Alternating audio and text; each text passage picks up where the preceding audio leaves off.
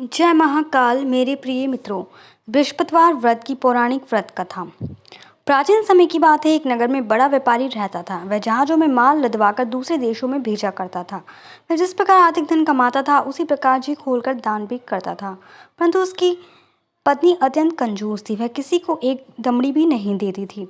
एक बार सेठ जब दूसरे देश व्यापार करने गया तो पीछे से बृहस्पति देव ने साधु वेश में उसकी पत्नी से भिक्षा मांगी। व्यापारी की पत्नी बृहस्पति देव से बोली, हे साधु महाराज, मैं इस दान पुण्य से तंग आ गई हूँ। आप कोई ऐसा उपाय बताएं जिससे मेरा सारा धन नष्ट हो जाए और मैं आराम से रह सकूं। मैं यह धन लूटता हुआ नहीं देख सकती। बृहस्पति देव ने कहा, हे देवी, तुम बड़ी विचित्र हो। संतान और धन से कोई दुखी नहीं होता है। अगर अधिक धन है तो उसे शुभ कार्यों में लगाओ। कुंवारी कन्या को विवाह कराओ, विद्यालय और बाग बगीचों का निर्माण कराओ। ऐसे पुण्य कार्य करने से तुम्हारा लोक परलोक सार्थक हो सकता है। परंतु साधु की इन बातों से व्यापारी की पत्नी खुश नहीं हुई। उसने कहा, मुझे ऐसे धन की आवश्यकता नहीं है जिसे मैं दान दूं। तब बृहस्पति देव बोले, यदि तुम्हारी ऐसी इच्छा है तो तुम एक उपाय करना। 7 बृहस्पतिवार घर से गोबर को लीपना, अपने केशों को पीली मिट्टी से धोना, केशों को धोते समय स्नान करना, व्यापारी से हजामत बनाने को कहना, भोजन में मांस मदिरा खाना, कपड़े अपने घर धोना। ऐसा करने से तुम्हारा सारा धन नष्ट हो जाएगा। इतना कहकर बृहस्पति देव अंतर्ध्यान हो गए। व्यापारी की पत्नी ने बृहस्पति देव के कहे अनुसार 7 बृहस्पतिवार वैसा ही करने का निश्चय किया। केवल 3 बृहस्पतिवार ही बीते थे कि उसी समय धन संपत्ति नष्ट हो गई और वह परलोक सिधार गई।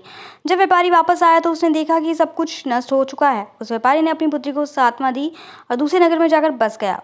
वह वहाँ जंगल से लकड़ी काट कर लाता और शहर में बेचता। इस तरह वह अपना जीवन यापन करने लगा। एक दिन उसकी पुत्री ने दही खाने की इच्छा प्रकट की, लेकिन व्यापारी के पास दही खरीदने के लिए पैसे नहीं थे। वह अपनी पुत्री को आश्वासन देकर जंगल में लकड़ी काटने चला गया।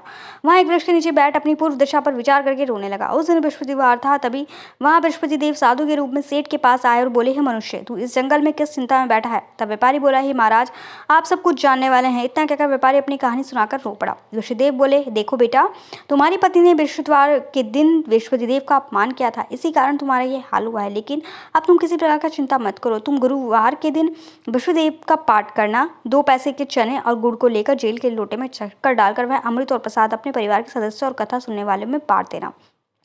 स्वयं भी प्रसाद और चरणामृत लो, भगवान तुम्हारा अवश्य कल्याण करेंगे। साधु की बात सुनकर व्यापारी बोला, महाराज, मुझे तो इतना भी नहीं बचता कि मैं अपनी पुत्री को दही लाकर दे सकूं। इस पर साधु जी बोले, तुम लकड़ियां शहर में बेचने जाना। तुम्हें लकड़ियों के दाम पहले से चुगना मिलेंगे, जिससे तुम्हारे सारे कार्य सिद्ध हो जाएंगे। उसने लकड़ियां काटी और शहर में बेचने के लिए चल पड़ा। उसकी लकड़ियां अच्छे दाम में बिक गई, जिससे अपनी पुत्री के लिए दही लिया और गुरुवार की कथा हेतु चना गुड़ लेकर कथा की और प्रसाद बांटकर स्वयं भी खाया। उसी दिन से उसकी सभी कठिनाइयां दूर होने लगी। परंतु बृहस्पतिवार को वह कथा करना भूल गया। अगले दिन वहां के राजा ने एक बड़े यज्ञ का आयोजन कर पूरे नगर में के लोगों को भोज का आयोजन किया।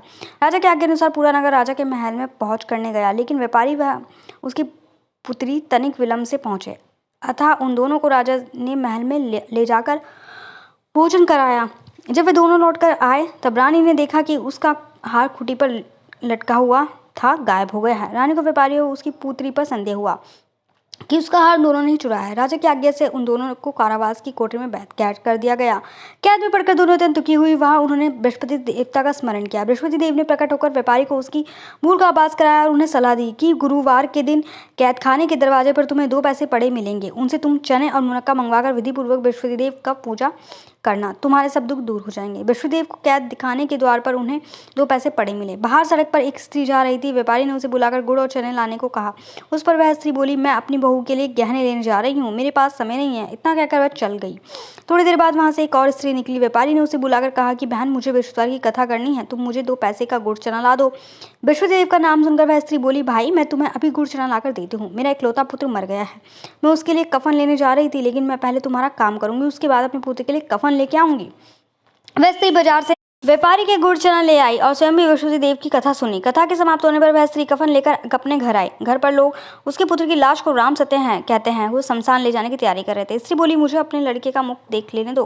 अपने पुत्र का मुख देखकर उस स्त्री के उसके मुंह से प्रसाद और चरणामृत डाला। प्रसाद और चरणामृत के प्रभाव से वह पुनः जीवित हो गया। पहले स्त्री जिसने बृहस्पति देव का निरादर किया था, जब वह अपने पुत्र के विवाह हेतु पुत्र वधु के लिए गहने लेकर लौटी तो जैसे ही उसका पुत्र घोड़ी पर बैठकर निकला, वैसे ही घोड़ी ने ऐसी उछाल मारी कि वह घोड़ी से गिरकर मर गया। यह देख स्त्री रो रोकर बृहस्पति देव क्षमा याचना करने लगी। उस स्त्री के आसन से बृहस्पति देव साधु वेश में वहां पहुंचकर कहने लगे, देवी तुमने अधिक विलाप करने की आवश्यकता नहीं है, यह बृहस्पति देव का अनादर करने के कारण हुआ है। तुम वापस जाकर मेरे भक्त से क्षमा मांगकर कथा सुनो, तब ही तुम्हारी मनोकामना पूर्ण होगी।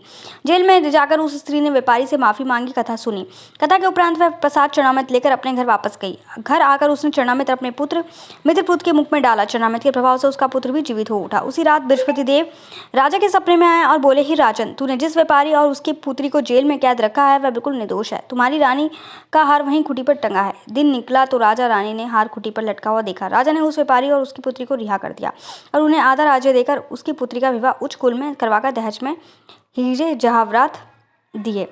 यह व्रत अत्यंत फलदायी है। गुरुवार को व्रत उपवास करके यह कथा पढ़ने से बृहस्पति देवता प्रसन्न होते हैं। अनुराधा नक्षत्र युक्त गुरुवार से व्रत आरंभ करके 7 गुरुवार उपवास करने से बृहस्पति देव ग्रह की हर पीड़ा से मुक्ति मिलती है।